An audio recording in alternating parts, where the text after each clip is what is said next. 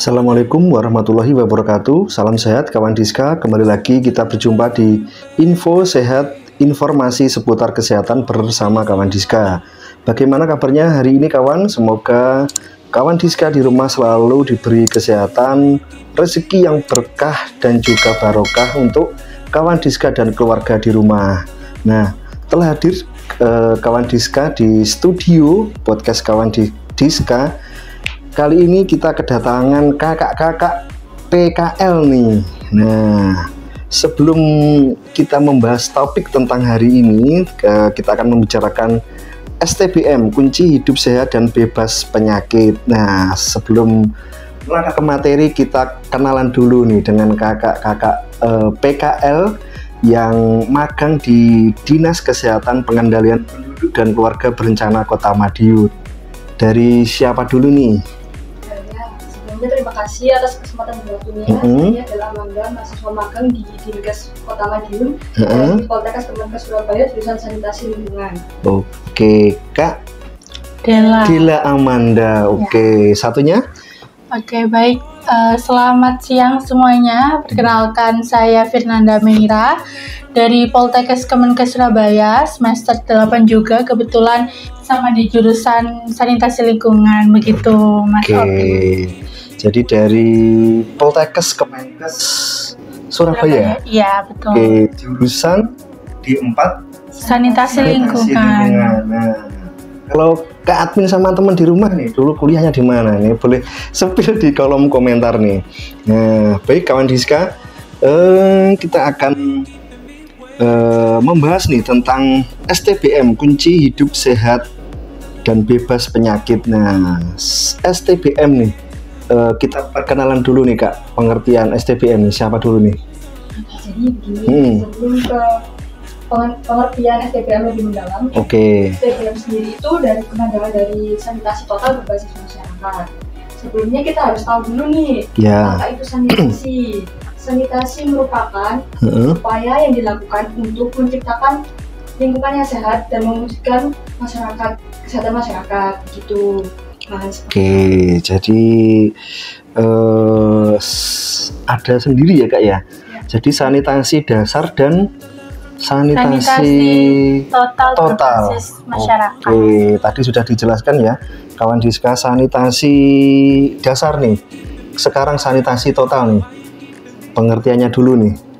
Sanitasi total merupakan sanitasi yang diwujudkan secara bersama-sama dengan masyarakat untuk mewujudkan lingkungan yang sehat sehingga terciptanya masyarakat yang sehat juga. Oke. Ada indikatornya Kak? Sanitasi dasar atau sanitasi total nih yang ada indikatornya itu? Total. Oke. STBM. Boleh di-spill dulu indikatornya, nanti pengertiannya nanti. Sanitasi total itu terdiri dari beberapa pilar, yang ada 5 pilar. Yang pertama ada sarana air minum, penyediaan makanan minuman, kemudian pengolahan limbah cair, pengolahan sampah rumah tangga, dan yang pertama tadi seharusnya stop BABS. Jadi itu ya kawan Diska, ada 5 pilar STBM nih, sanitasi total berbasis masyarakat. Nah ini Kak, terus nih bagaimana nih cara mencapai perubahan untuk masyarakat nih, yang cara yang efektif nih? Ya kan di lingkungan sekarang kan contohnya nih, buang sampah sembarangan itu merubahnya sangat sulit sekali ini. Yang pastinya kita harus menyadarkan masyarakat dulu bagaimana caranya untuk membuang sampah yang baik dan benar. Membuang sampah seperti apa? Jadi berawal dari kesadaran perilakunya ya. Terus mungkin ada lagi kah? Mau menambahkan ya, jadi dari STBM ini sendiri mempunyai 3 komponen teman-teman.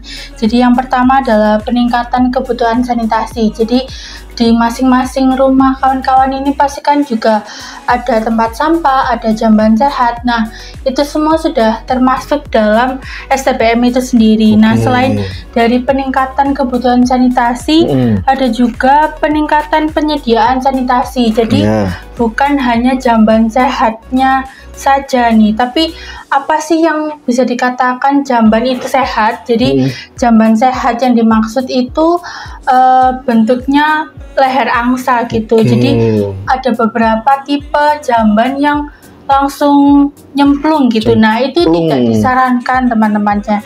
Nah, selain penyediaan sanitasi juga ada penciptaan lingkungan yang kondusif. Jadi dari perilaku dan dari gotong royong masyarakat mengenai pembuangan limbah itu juga sangat berpengaruh dalam peningkatan dan penyediaan dari STPM itu sendiri. Seperti itu. Nah, terus ini bagaimana nih? Tadi sudah disebut nih, peningkatan kebutuhan sanitasi total dapat mengubah perilaku yang higienis nih seperti apa nih Kak? Siapa dulu boleh, monggo.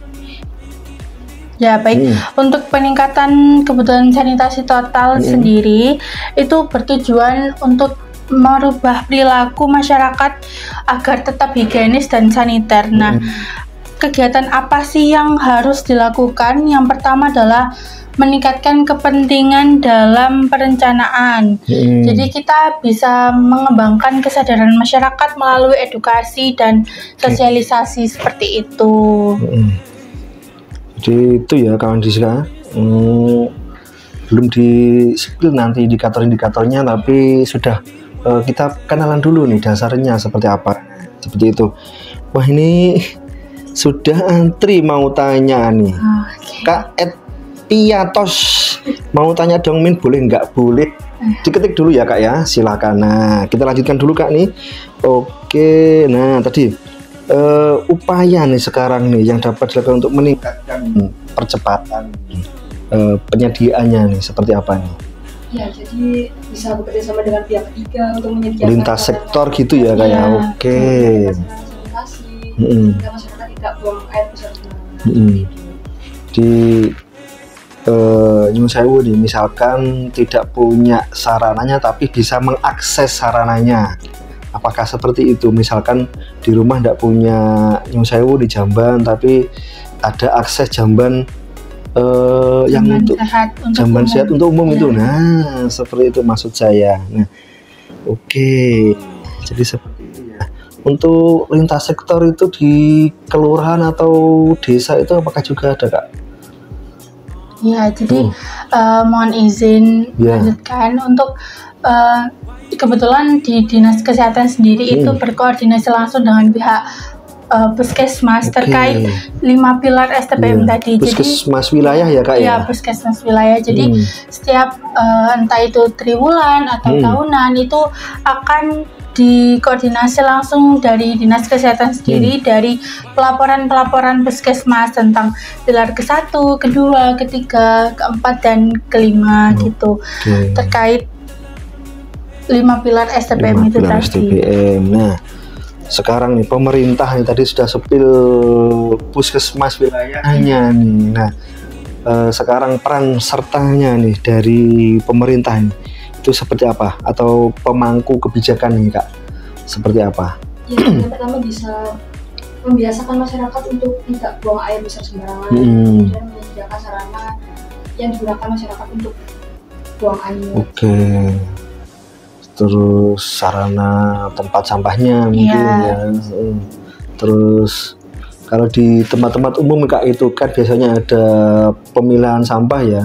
Ada sampah plastik, sampah organik. Nah, mungkin lebih diperbanyak dan di lingkup terkecil keluarga sendiri sudah memilah seperti itu ya Kak ya.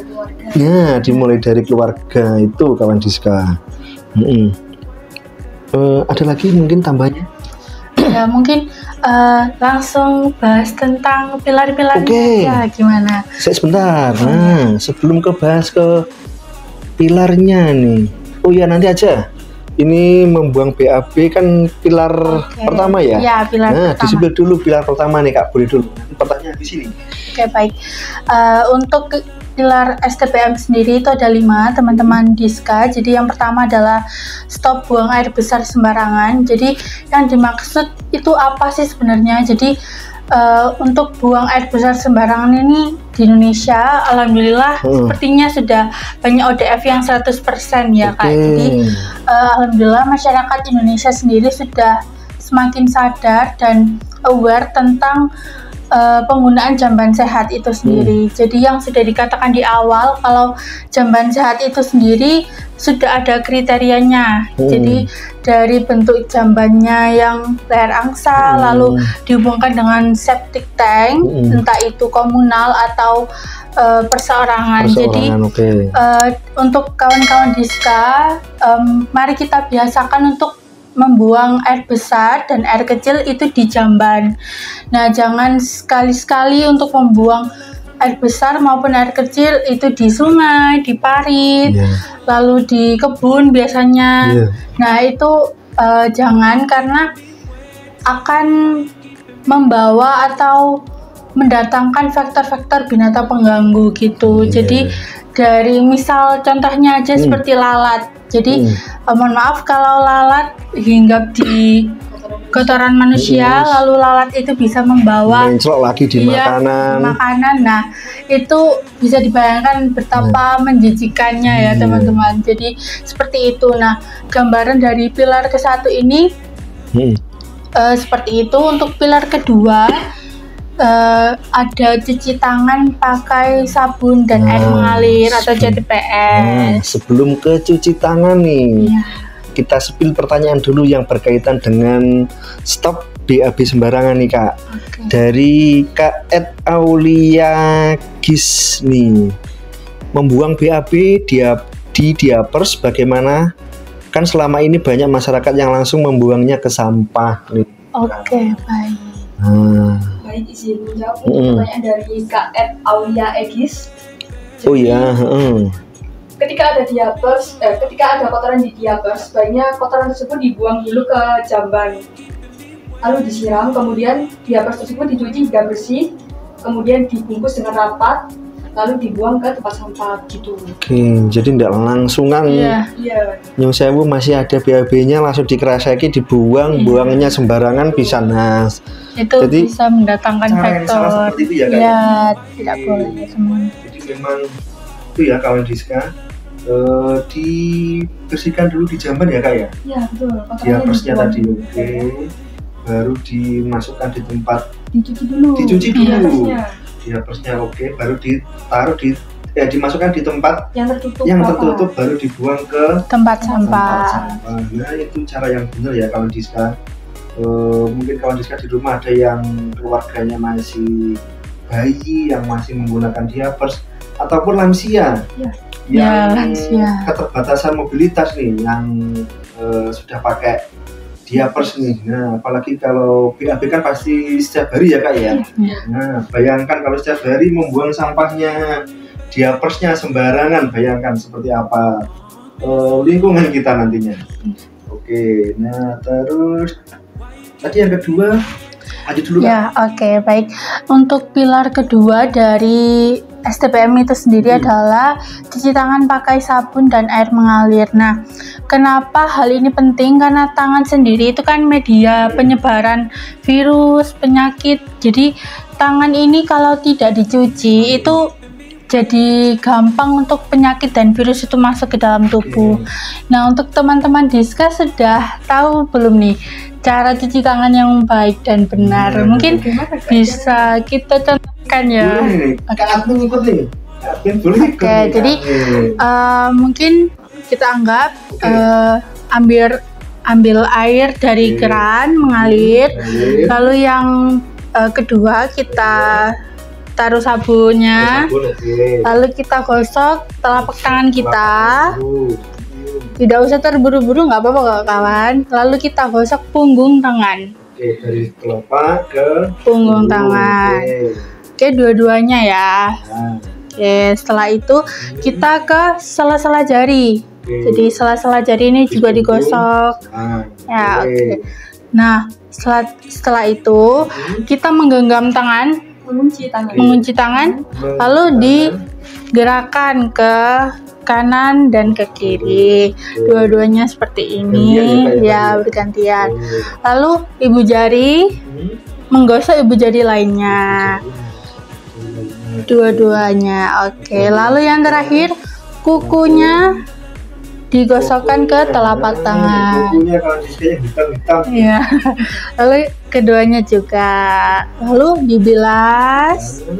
Lalu dilap menggunakan tisu sekali pakai atau lap yang ada di rumah seperti itu. Untuk pilar kedua cuci tangan pakai sabun. Iya, harusnya ada. Harusnya. Lain kali kita pakai lagu ya kan? Oke, siap-siap. Ini ada pertanyaan tentang, nah kita lanjutkan dulu. Yang di TPS ada tambah lagi? Sudah cukup. Yang pilar ketiga sekarang nih. Oke, dari pilar ketiga dari STBM ini ada pengolahan air minum dan makanan rumah tangga yang aman nih, Kak Opi.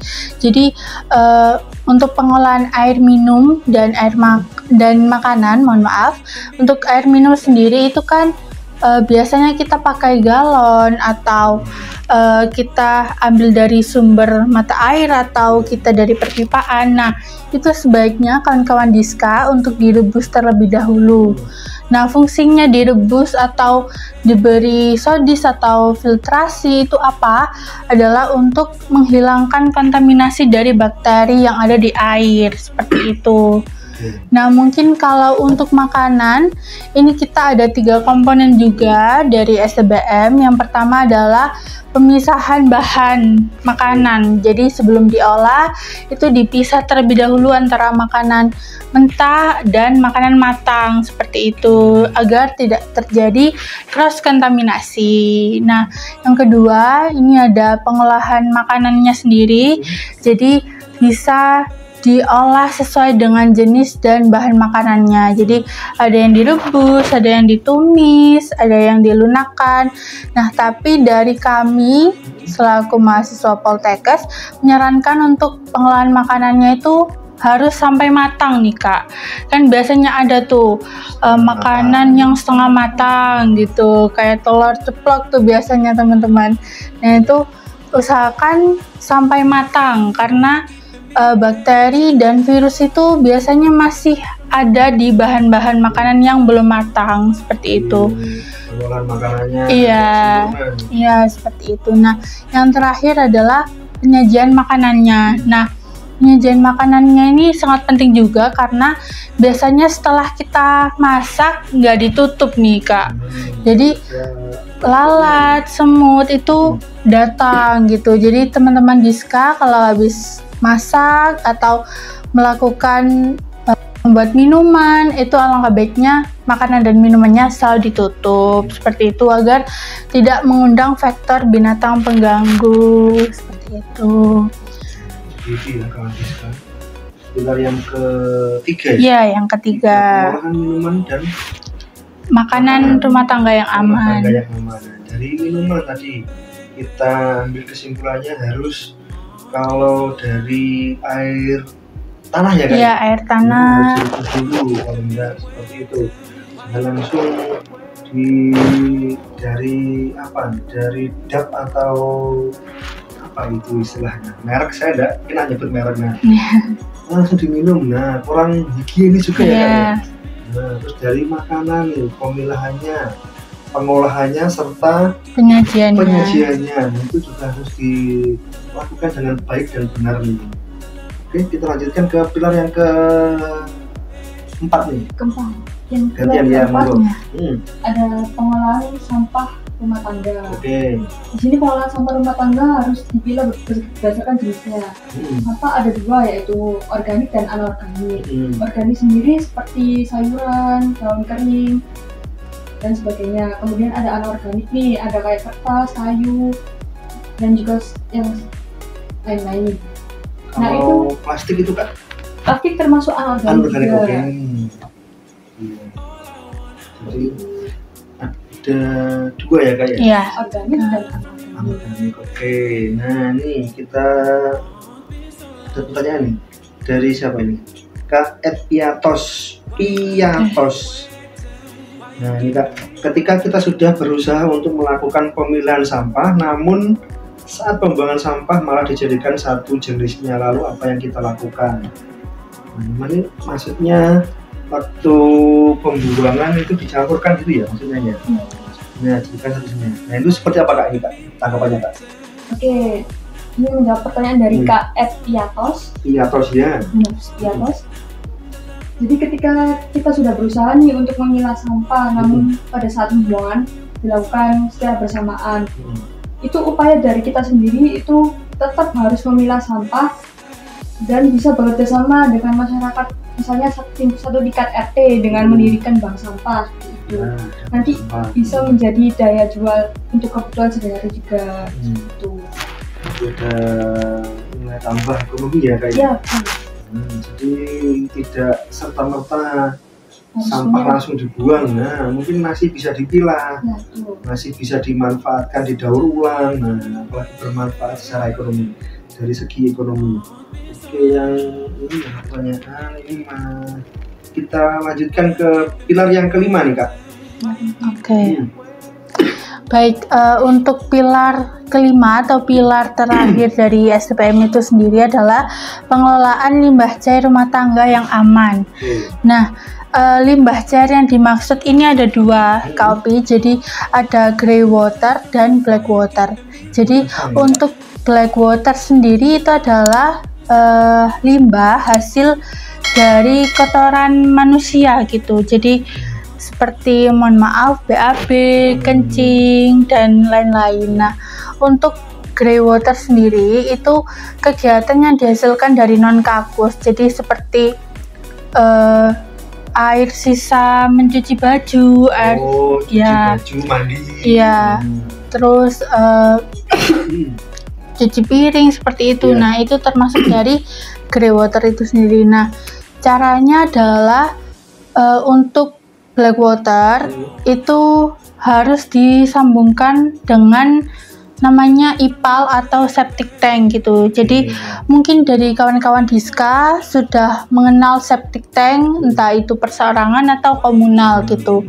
Nah, untuk air dari grey water itu sendiri itu biasanya juga ada saluran terpisahnya.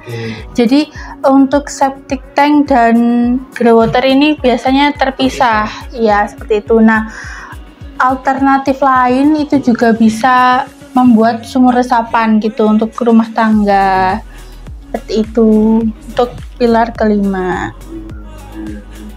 Terus, nah, apalagi kan pilar kelima itu kan juga kompleks ya kayak di masyarakat kayaknya. Nah, bagaimana nih agar limbah rumah tangga tadi itu tidak mencemari lingkungan, Kak? Oke, baik. Itu sudah disebutkan, mungkin lebih tambahnya mungkin. Oh ya, baik. Nah, untuk limbah cair rumah tangga sendiri agar tidak mencemari lingkungan atau badan air mungkin sungai. Nah, kita bikin yang tadi namanya sumur resapan gitu. Jadi dari sumur resapan itu biasanya kita bikinnya di tanah atau biopori seperti itu. Nah, nanti aliran dari grey water itu nanti akan menyerap ke tanah tersebut. Nanti bisa dibantu dari tanahnya tadi, jadi tidak mencemari langsung badan air atau sungai seperti itu. Yang lingkungannya belum PDAM masih menggunakan tanah ya Kak ya? Iya. Kalau sumber air ke septic tank itu apakah juga ada aturannya Kak? Ya, ada jaraknya. Jaraknya maksud saya. Ya, jadi karena kan kalau air tanah kan untuk konsumsi kita sehari-hari atau mandi, cuci baju seperti itu. Untuk jarak dari air tanah dari sumber air maksudnya dari septic tank itu kurang lebih 100 meter lah. Jadi agar kualitas airnya itu masih terjaga. Itu kalau menggunakan air tanah ya Kak ya? Ya, seperti itu. Soalnya rawan sekali itu. Jadi entah itu dari sungai atau septic tank itu bisa mencemari dari kualitas sumber mata air itu sendiri. Jadi kalau terlalu dekat nanti ditakutkan tuh masih ada bakteri fekal atau bakteri E. coli yang terkandung dalam air bersihnya seperti itu. Nah ini berkaitan dengan air nih Kak, ada yang tanya lagi nih. Siapa ini? Sebentar. Ada Initniasi. Oh, oke. Sebentar. Bagaimana peran masyarakat dalam memastikan air minum yang mereka konsumsi tetap bersih dan aman sesuai prinsip SDPM? Oke, baik. Jadi untuk air bersih sendiri, nah kalau untuk mandi cuci kakus, nah itu bisa ditambahkan filtrasi terlebih dahulu gitu di sebelum digunakan. Jadi bisa pakai pasir silika atau semacamnya, itu biasanya di marketplace itu banyak sih untuk filtrasi. Nah, kalau untuk air minum yang tadi sudah disebutkan di pilar ketiga, yaitu pengolahan air minum dan makanan yang aman. Nah, sebaiknya untuk airnya itu direbus terlebih dahulu gitu, agar kontaminasi dari bakterinya itu menghilang. Seperti itu. Tentang air nih, tentang air lagi, tambahan dari Kak Piatos nih. Tadi disebutkan pilar ketiga tentang pengelolaan air minum. Kalau pakai air minum dari Damio itu harus direbus lagi atau tidak Kak untuk konsumsi minum? Damio itu ya apa ini Kak? Air isi ulang. Ya, air isi ulang, depo air minum isi ulang. Depo air minum. Ini mungkin nantinya ketambahan ini. Ya, itu bagaimana Kak tanggapannya Kak? Ya, ini menjawab dari Kak Piatos. Sebelum kita melakukan pengolahan air dari Damio, alangkah baiknya kita memastikan bahwa Damio tersebut bekerjasama dengan Dinkes. Dan Dinkes tersebut setiap hari melakukan pemantauan, entah itu pengambilan sampel, pengujian kualitas air minum. Setelah itu kita juga bisa mengolah lagi air Damio itu agar memastikan air itu benar-benar layak untuk kita konsumsi apabila teman-teman ragu. Seperti itu Kak. Oke, jadi kalau misalkan kita beli air isi ulang itu kalau ragu-ragu kita rebus lagi gitu. Oke, jadi untuk memastikan kebersihan dan keamanan ya Kak ya sebelum kita konsumsi ya. Oke, mungkin pertanyaan terakhir nih. Nah ini yang sehari-hari nih, kebiasaan sehari-hari nih dari Kak @first NR underscore nih. Kak, saya mau tanya untuk menyadarkan masyarakat terhadap pilar keempat. Pilar keempat itu tentang sampah nih. Nah itu bagaimana nih? Kebiasaan kita sehari-hari. Sampah itu memang tidak pernah luput ya dari pandangan. Jadi teman-teman mungkin untuk menyadarkannya diri kita dan masyarakat itu dimulai dari hal kecil. Jadi membiasakan diri untuk membuang tempat sampah di tempatnya gitu. Misal kita habis makan nih, terus melihat sekeliling ternyata nggak ada sampah nih, nggak ada tempat sampah maksudnya. Jadi alangkah lebih baiknya kita simpan terlebih dahulu. Nanti kalau sudah ketemu dengan tempat sampahnya baru dibuang gitu. Seperti itu. Itu hal kecil yang memang sulit dilakukan, tapi mulai belajar sedini mungkin gitu. Kecil tapi efeknya atau imbasnya sangat berpengaruh. Ya betul. Kita ikut-ikutan sewu dibuang sampah pada waktu di tempat umum dan di tempat sampah, terus tinggal berung-berung itu bayangkan nih lingkungan kita nih seperti apa nih, apalagi kalau sudah turun hujan, kalau banjir nanti yang disalahkan siapa kalau hal-hal kecil itu tidak kita mulai biasakan sejak dini. Oke, ini tidak ada pertanyaan lagi Kak. Nah terakhir nih Kak, mungkin pesan untuk kawan Diska nih tentang STBM nih, untuk kawan Diska nih, monggo siapa dulu? Ya, jadi untuk kawan-kawan Diska memang merubah langsung perilaku itu tidak mudah ya teman-teman. Jadi mari kita biasakan diri sendiri untuk memulai hal-hal kecil. Jadi kita stop buang air besar sembarangan, lalu kita harus mencuci tangan, entah itu mau melakukan kegiatan makan, minum, merawat bayi atau memegang unggas atau hewan peliharaan kita. Lalu kita juga harus